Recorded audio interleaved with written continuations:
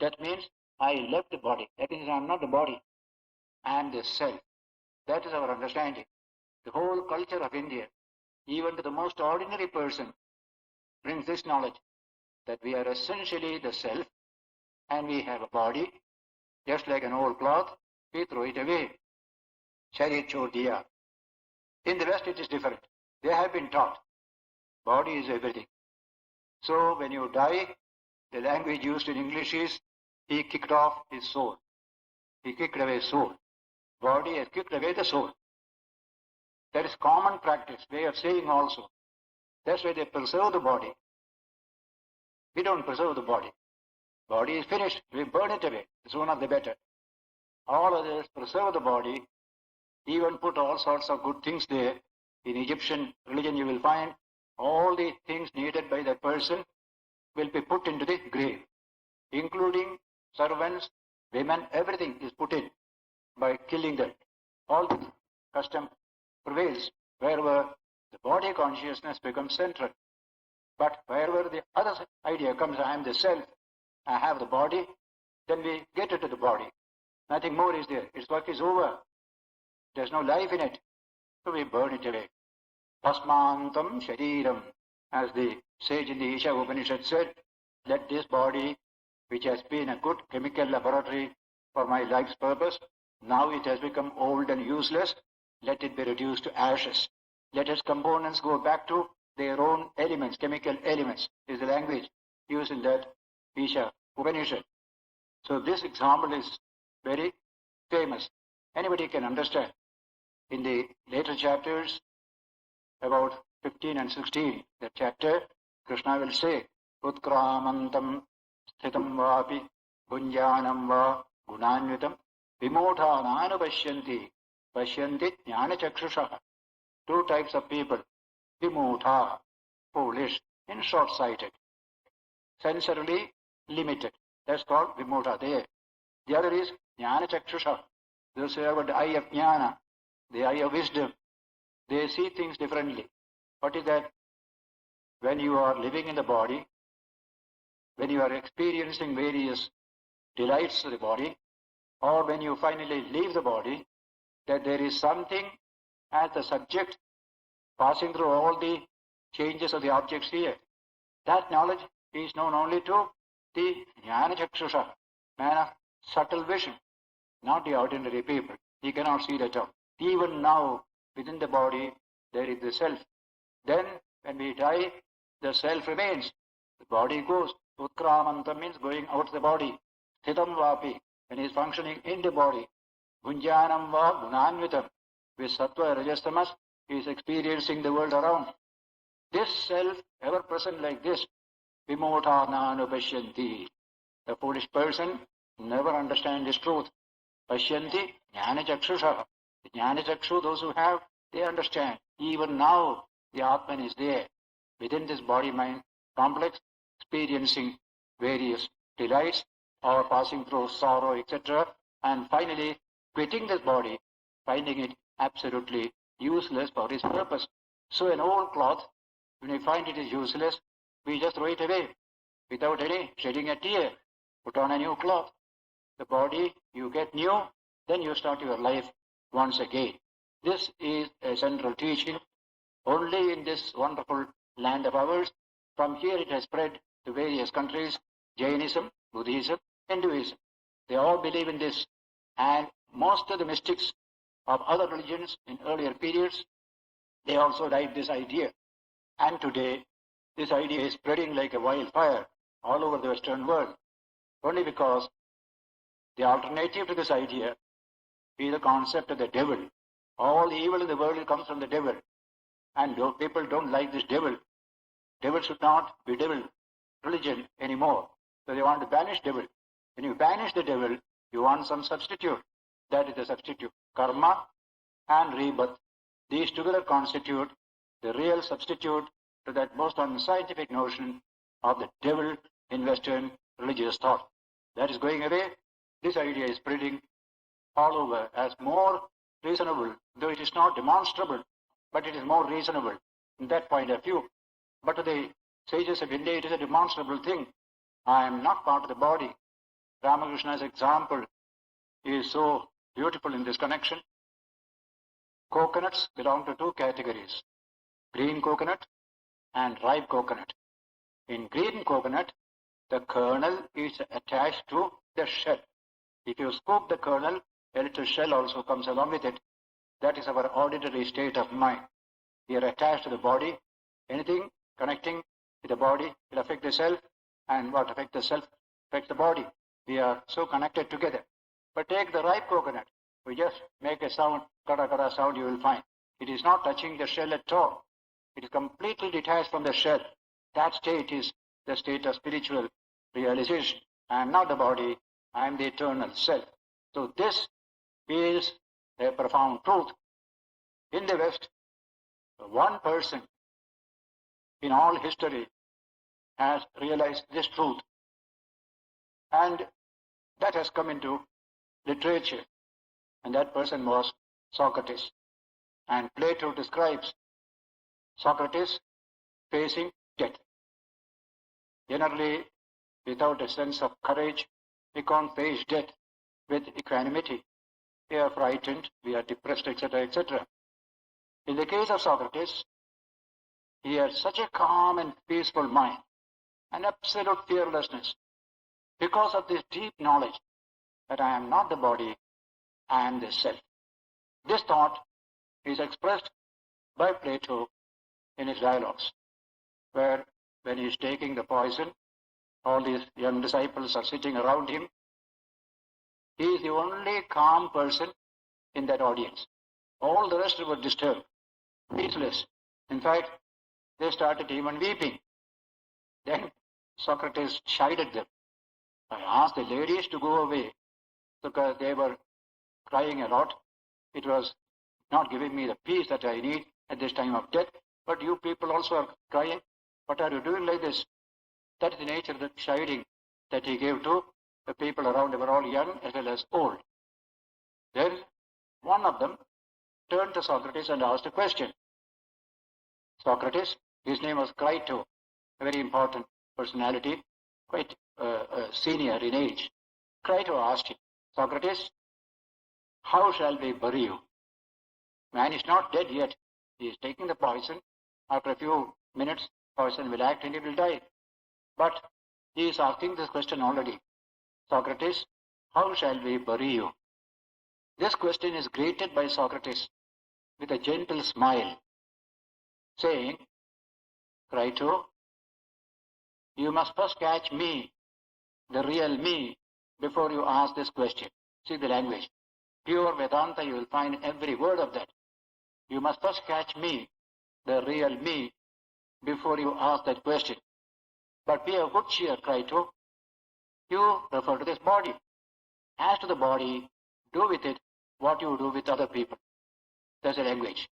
There you can see this particular knowledge gives absolute peace of mind, great composure, great courage, and the power to pacify people around also. Therefore, it is not a theory, it's an experience. But in the whole of Western history, it's only one such person who has been mentioned in literature, and that one person could not be understood by the people around, Athenians around, because their philosophy had no understanding of this dimension. Though the Oracle of Delphi had told the Greeks, man, know thyself, they knew man only from the external point of view, eating, drinking, pleasure, comfort, and then imperialism, war, all that they knew. They were very gifted in all these fields. The only one who knew this truth was Socrates, and therefore the Greeks could not understand this man, and they brought a charge against him. Remember this, such a great soul being charged in the court by the Athenian state as one who misleads the youth of Athens, and he deserves death by drinking hemlock or poison. What a tragic situation. The finest citizen has become the object of judgment by the people, because they couldn't understand this dimension. Everything else they could understand. I used to tell people in Greece or Europe or America, Suppose Socrates were in India, what would have been the reaction? They would have understood him. Every word of Socrates we would have understood. We won't have made him to die. We will never do so, because we know this dimension. But a Greek culture never understood this dimension. And anybody who teaches people things beyond their understanding is liable to be persecuted or killed. Same thing happened to Jesus. He spoke something they couldn't understand, they couldn't appreciate, and he was charged as an agent of a devil, and he was crucified also. So I remember the famous remark of Bertrand Russell. He says, if you teach people faster than they can learn, you will be in for trouble for yourself. That is the idea. So Socrates taught something which they could not understand. Plato understood. A few others understood. That's why he says, what is this wonderful Athenian state? It has killed the most beautiful man in our whole society. They couldn't understand him. So the mobs of Athens, democratic Athens, killed Socrates. And that made Plato hate democracy. Absolutely mobocracy as we call it. No discrimination, no capacity to see deeper. We have all the challenge before us even in India today. We have a democracy. Beautiful. If our people hold fast to these eternal teachings and develop that great attitude of tolerance and understanding, our democracy can become true democracy. If it doesn't, if we don't have good education, good cultural development, we can convert our democracy into the worst type of mobocracy. Even now there are tendencies in our politics, absolute mobocracy. Just like the mobs going to the airport, anybody passing up and down, breaking all the rules and regulations, everything. That is called mobocracy. But all this will change when a little bit of this discipline will come to our people, and it is my hope that it is going to be. There are great teachers who taught us this democracy. For example, Vivekananda. He said this whole country must be based on democracy. We have been too undemocratic, too feudal. You have to break away from it, wipe out the blot of it, make a true democracy. That will come when education and culture go to the people. Not only education. Education can make us crude. And today I see a lot of young educated people crude in their behavior. But with culture, education will become a redeeming factor.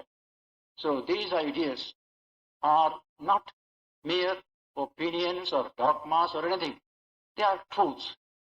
They have been rediscovered by sages. I said in my lecture in the West that this section of Plato's dialogues can be exactly a chapter in any Upanishads. As for that, the famous British writer of a famous book, The Message of Plato, he has said, you can never understand Plato and Socrates without studying the Upanishads. It is the Upanishadic ideas that you find plenty in these two masterminds, and in his book he gives various illustrations as well. So these verses dealing with the mortal nature of man, they are going to be tremendous attraction to the modern age. People in all parts of the world. We know only one part of life, that is life. We don't know other part of that, that's called death. Death and life are two aspects of the same reality. There is an ancient teaching in the Rigveda. Yasya chaya amritam, yasya mrityuhu. That is the Rigvedic utterance. That reality whose chaya is one life, the other death. Both are the chayas of that one reality, shadows of that one reality. So if you want to understand reality, you must understand life and death, not merely life. The Greeks understood only life. In Lowell Dickinson, a great scholar, writing on the life of Greece, mentions there, the Greeks understood life. They could never reconcile with death. When they were to die, they were snatched by some power. They didn't like it at all. That is the way in which he puts this idea. But with one exception, I said, that is Socrates. he understood the meaning of life and death. In today's civilization, same situation obtains. We know life, we don't know the meaning of death, but that is coming. Death of the body is not death of the soul. Man is immortal. When these two are put together, fear of death will become less and less. And our nation particularly needs this teaching more and more. We are so afraid of death in all these centuries. In fact, in my house, if I ever mention the word death, no, don't talk death at all. Never mention that word. They used to tell me, and I will repeat it again and again. So that this fear of death, what happens to you then? You die even before you really die. That's the meaning of cowardice. The cowards die many times in their life, but a valiant taste of death but once, said Shakespeare. That is literally true. A nation which fears death cannot be great. Only if you can face death, you will become great. That lesson Swamiji taught us in this modern period. So, this shloka says there, Vasamsi jirnani yatha vihaya, tatha sharir, navani grinhati naroparani, tatha sharirani vihaya jirnani, anyani samyati navani dehi. This is what we do every day. And the soul does it at the time of death. This cloth is old, this body is old, let me get a new one. But there are occasions when you throw away even a good cloth. That's why when the body is young also, we have to face death very often. When I was young, I used to see my mother every day wearing only newly washed cloth, given to the washerman, every day new. And I used to tell mother, what is this? Your cloth is still clean, why do you change it? You don't know. You don't wear the same cloth twice. You will say, I couldn't understand. So, even though the body is young, sometimes you have to face death and get another body.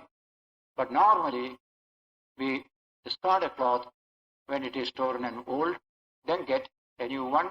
Similarly, a body which has become useless for our purpose, death comes at that time.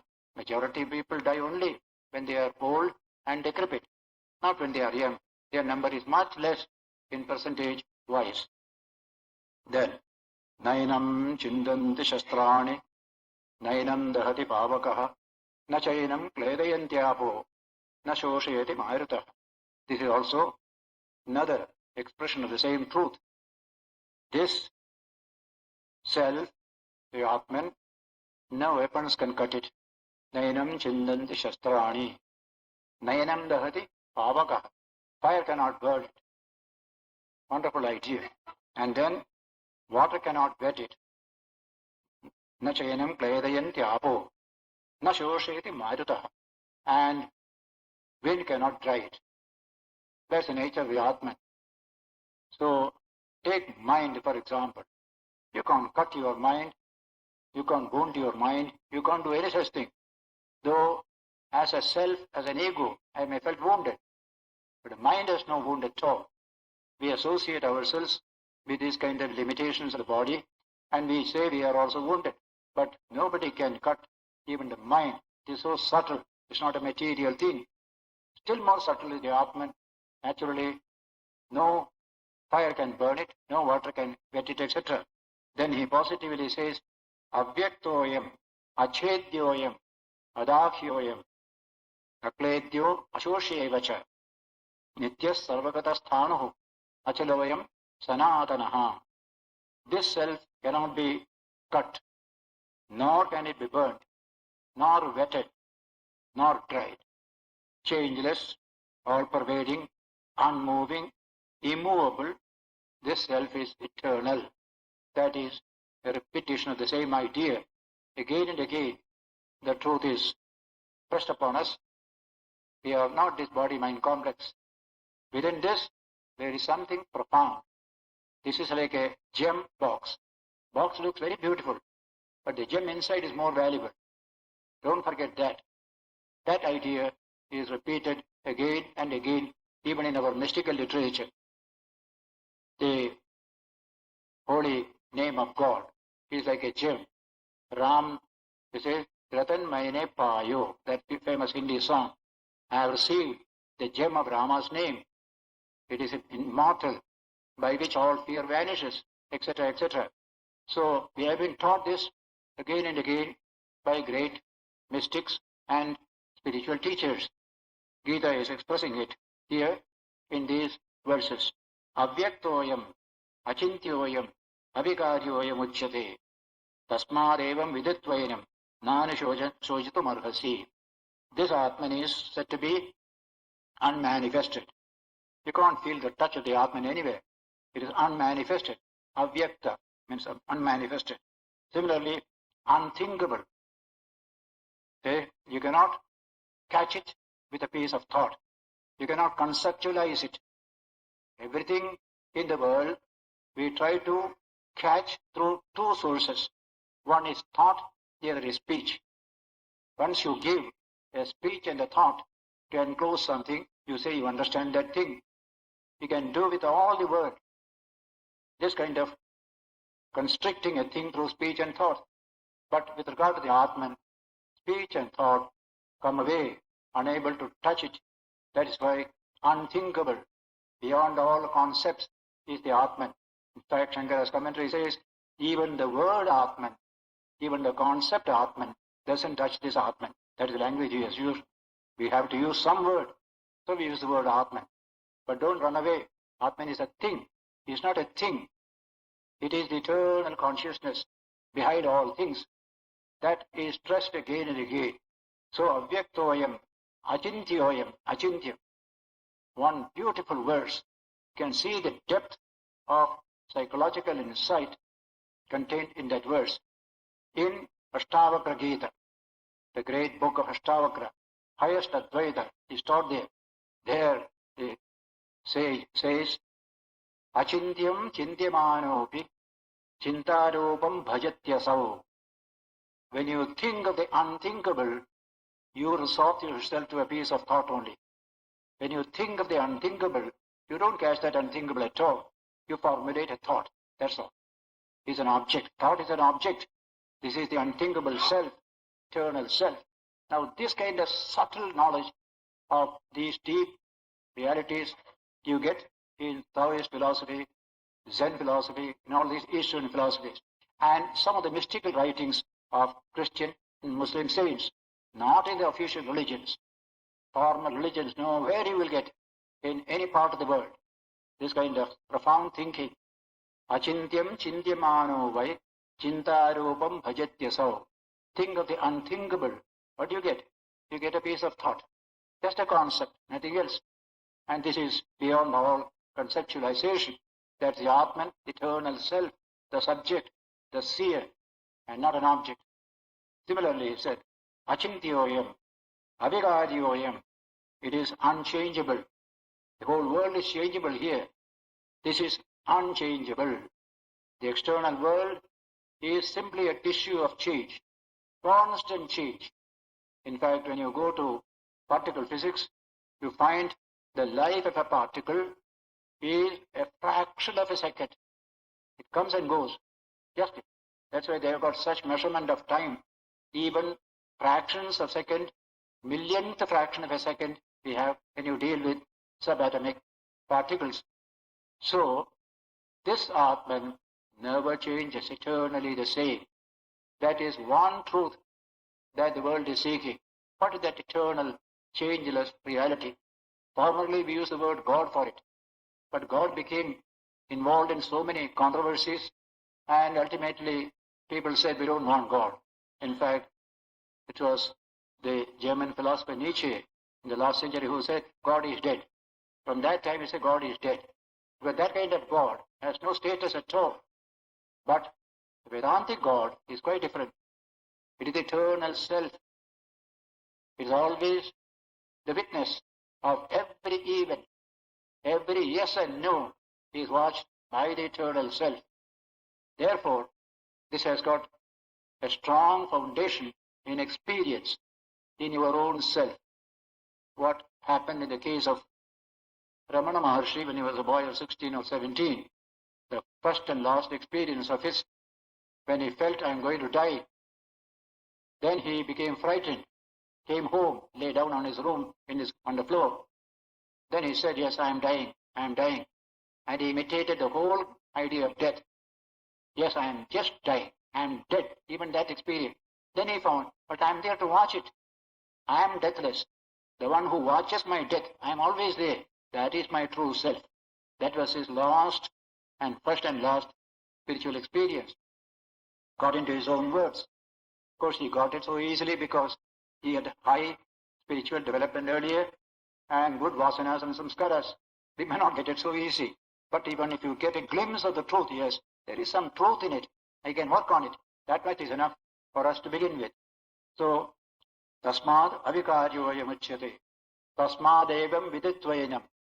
Knowing him to be like this, na anushojitum arhati. It is not fit for you to experience grief and sorrow, etc. It has absolutely no meaning. Atachayanam, then he changes his argument a little differently. Atachayanam nityajatam nityam va manyase mritam tathabitvam mahabaho nainam shojitum arhasi. Even if you think otherwise, that this self has constant birth and constant death. If you think that way, like any materialist will think so, even then you should not mourn for this, because it is bound to die, it is bound to be born. What shows of worrying? That kind of argument comes here, which is, next sentence clarifies it. Jatasya hi dhruvo mrityuho. Dhruvam janma mritasya cha. Tasmat apariharyarthe natvam shojitum arhasi. Whoever is born will have to die. Jatasya hi dhruvo mrityu. Dhruva means unalterable, permanent. Anybody who is born must die. Jatasya hi dhruvo mrityuhu. One British poet, slightly pessimistic as it is called, I suppose, that elegy in the churchyard, the famous poem. They will say, our hearts are beating funeral marches to the grave. You start heart beating as a baby. What is heart doing? Funeral marches to the grave. That is one way of expressing that idea. Our hearts are beating, but you are always going closer and closer to the grave thereby. That is one way of putting that if you have life, you have also death. If you have death, you have also a birth later on. Jatasya hi dhruva mrityu. Dhruvam janma mritasya cha. Therefore, tasmat apariharyarthe. This is inescapable situation. Apariharya, inescapable. Natvam shojitum arhasi. It doesn't behoove you to experience sorrow and grief, he said. Then a very profound idea comes here. Avyaktadini bhutani vyaktamadhyani bharata avyakta nidhananyeva tasyaka paridevana. All beings are avyakta in the beginning, vyakta in the middle, avyakta again in the end. That is a very famous utterance. Avyaktadini bhutani. Now a baby is born. Where was he before? He was nowhere. Unmanifested. Intangible. But now it has become a baby. Avyaktadini bhutani. Vyakta madhyani bharata. In the middle it is vyakta. You can see it, you can identify it, you can handle it. And again, avyakta nidhananyeva. Time of death, again it becomes avyakta. Tatraka paridevana. What is there to feel sorry or grief, experience grief in this matter? In the Mahabharata, there is a beautiful expression of the same truth. Adarshanat apatitaha. Punascha adarshanam gataha. We came from adarshana. We went back to adarshana. From the unseen, we came. Under the unseen, we went away. That is our experience. So why worry about this seen section? Why be excited that way? Let the truth be known. There is a past, there is a future. That is unknown, this is unknown. This is the known period. Let us do as well as we can, but not forgetting this truth of the avyakta of the past, avyakta of the future. Avyaktadini bhutani, vyakta madhyani bharata, avyakta nidhananyeva, tasyaka paridevana. Paridevana. So, this very difficult subject is a profound truth. Extreme subtlety of thinking is needed to comprehend even a little bit of it. That is expressed in the next verse. Verse 29. Ascharyavat pashyati kaschidenam, ascharyavat vadati tathaiva cha anyah, ascharyavat chainam anya shrunoti, shrutvapienam vedana chaiva kaschit. Some speak of this truth as an ascharya, the wonder. What a wonderful truth it is. How mysterious, we say. Ascharyavat pashyati kaschidenam. Similarly, ascharyavat vadati tathaiva cha anyah. Others speak of it as a wonder. And a few others, ascharyavat chainam anya shrunoti. Others hear about it as a wonder. The wonderful thing I have heard. Shrutvapienam vedana chaiva kaschit. And in spite of hearing it all or knowing like this, you don't really understand its true nature at all. It ever remains a mystery. The mysterium tremendum, as they call it in Latin language, a tremendous mystery is this Atman. It is there, but he doesn't allow you to detect him all the time. That is a hidden truth. In fact, one of the British poets of the last century, Browning, Robert Browning, very much influenced by Vedantic ideas, he has written a poem called Paracelsus. In that poem, he speaks of the imprisoned splendor. There's a profound splendor in every one of us, but imprisoned there. You can't find it out at all. You have to release that imprisoned splendor. That is spiritual life. So the term imprisoned splendor is a very beautiful idea. Esha sarvesha bhuteshu gudho. Kathopanishad said, this Atman is present in every being, but gudho, very, very mysterious. Na prakashate, not at all manifest. And avyakta, not vyakta. That's the truth. But we can realize it. We can release this splendor from that imprisonment. That's what we do in our spiritual life. Let us a little bring up that light to brighten our day-to-day life and dealings. A little spiritual light come into your life, your dealing with the next person will be quite different. All that hatred and violence, all that exploitation, all that will go. When a little light of the Atman will light up your day-to-day life and human relationship. So, this concept of the imprisoned splendor is a very beautiful concept. A British physicist wrote a book on modern physics and its philosophy with this very title, Imprisoned Splendor. He met me in Calcutta, he was my guest. When I went to Melbourne, he was also there. We met together there also. He was so much impressed by this teaching. He told me, I want to start an ashrama in Australia. The whole concept of ashrama must come to our countries. He really started an ashrama also. Of course, later on he passed away and I made inquiries. So I'm telling how these ideas travel. The Atman, Ascharyavat pashyati kaschidenam, Ascharyavat vadati tathaiva cha anyah, Ascharyavat chainam shrunoti, shrutvapienam vedana chaiva kaschit. It remains a mystery all through, but it can be cleared. It can be realized by appropriate methods. That is the Vedantic technique of spiritual life and spiritual realization. This is very much close to Rigveda in the 10th mandala, 6th chapter, 3rd section, verse 4. A similar statement you will find so early in Rigveda. In the Kathopanishad also, this idea comes there. The word Ascharya. Ascharyo vakta, kushalosya labdha, Ascharyo jnata, kushala anishashtaha. This Atman is so profound and so mysterious. The teacher of the Atman must be an Ascharya, a wonderful person. The student of the Atman must also be Ascharya. When these two come together, then realization will come. Ascharyo vakta, kushalosya labdha, Ascharyo jnata, kushala anishashtaha. That is how Kathopanishad refer to the same subject. So we stand before this great mystery in wonder, with worshipping it. What else can we do? We can only silently meditate upon it, worship it. We can't capture it by our mind, by our thought. That's the nature of this supreme truth, which is so close to us as ourselves, but so far away from us, from our understanding. It is close and it is far.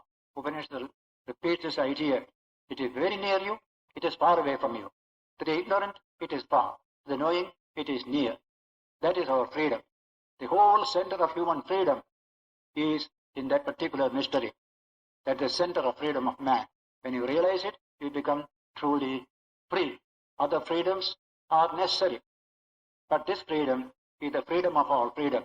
You may have all the wealth and power, but you may be absolutely unfree.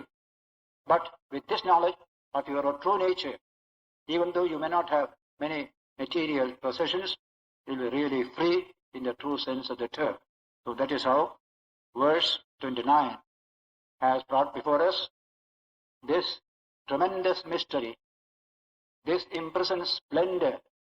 And the challenge to you, to everyone, is how to release it from that prison. Let it come out. Let it manifest. So Vivekananda defines religion in one scientific sentence. Religion is the manifestation of the divinity already in man. It is hidden. Now let it manifest. Let it manifest. What a change will come in interhuman relations when a little of this divinity manifests in our life. That is the great teaching that is being expounded here. It's just the beginning. Throughout the 18 chapters, we shall be in the center of this great theme. And the whole world is the audience today for the Gita. Formerly only some people of India. Today the whole world craving to get a copy of the book. If anybody can send, like that Sofia from Bulgaria, the man wrote to me, we don't know anything. We have got one of the small books. Please send us some other books. We are hungry for these ideas. That is the situation in the world today.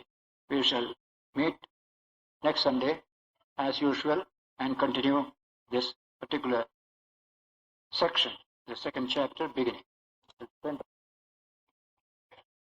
Last Sunday we were studying that verse which refers to the Atman as a marvel, Ascharya.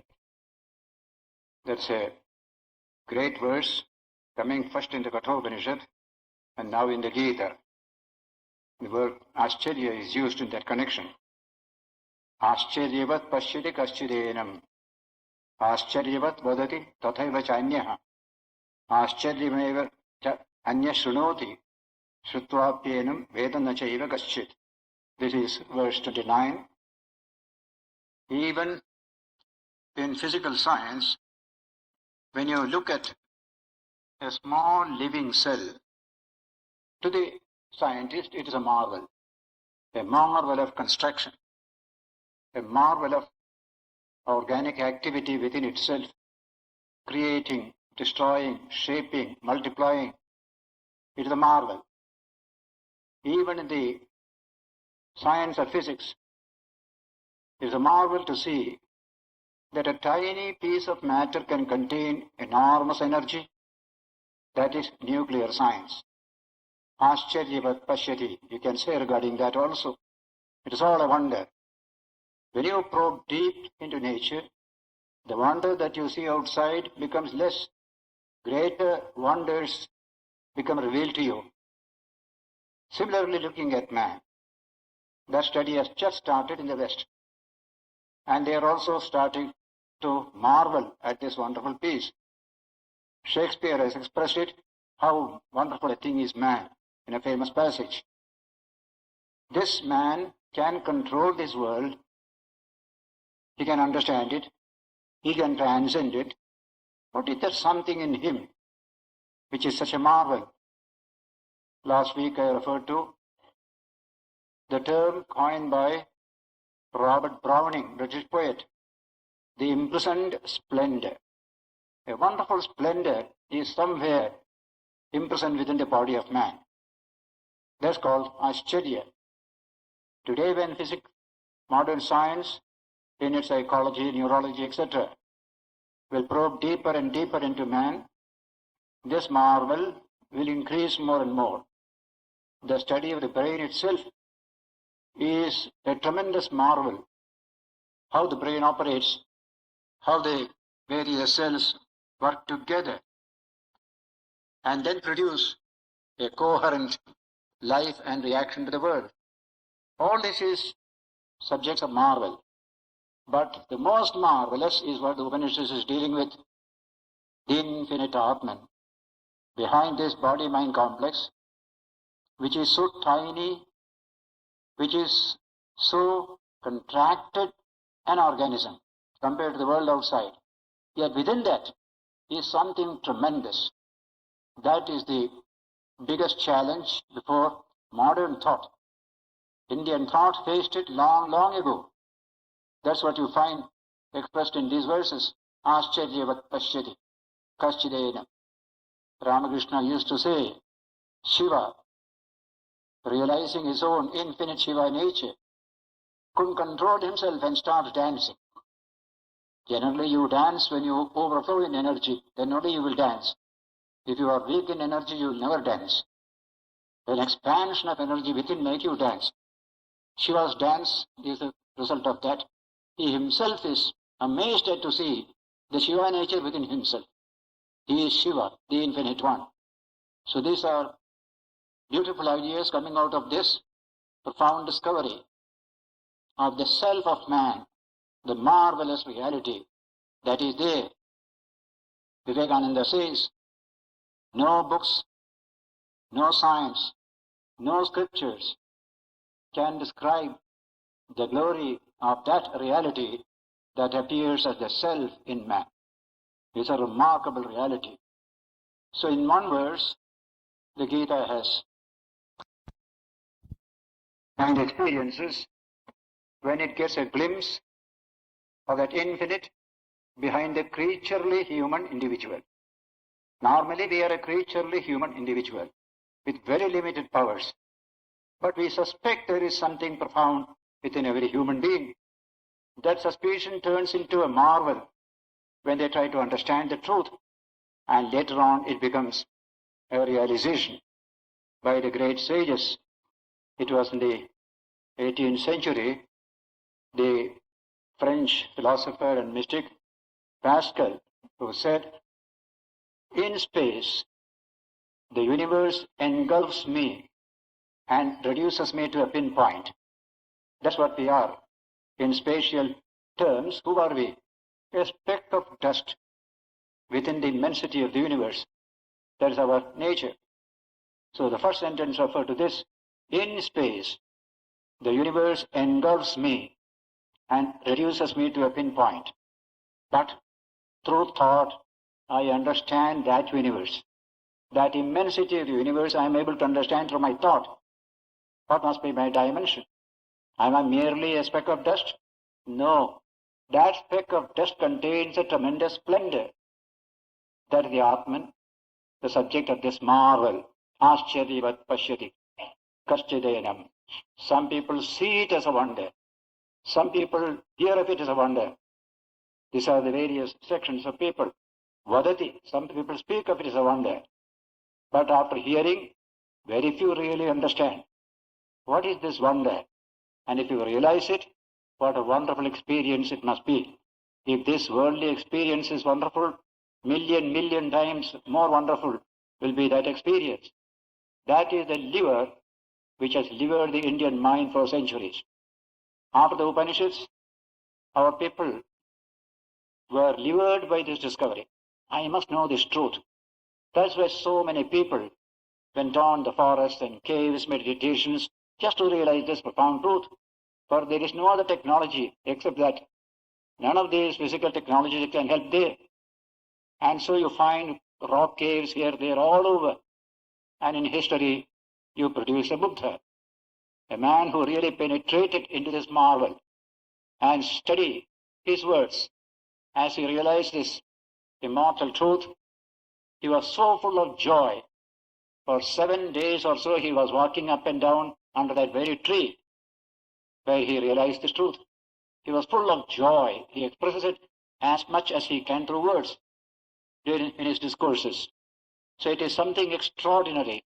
So this verse 29 is expressing that marvel which Ordinary people also will feel, extraordinary people also will feel. Ascharya.